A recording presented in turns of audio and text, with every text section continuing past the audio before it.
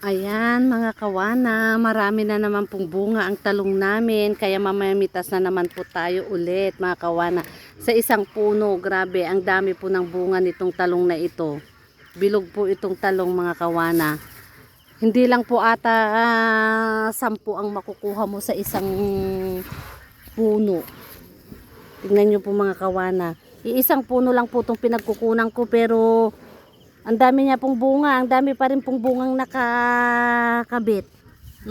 Hindi pa po siya masyadong malalaki, pero ilang araw lang po yan. Marami na namang malalaki na rin po. Marami na naman po malalaki. Ayan po mga kawana. Oh. Malalaki. Tignan niyo po itong katabi po niya mga kawana. Marami rin po itong bunga. Ayan oh mga kawana. Grabe, magsasawa ka po sa kapipitas ng talong po namin.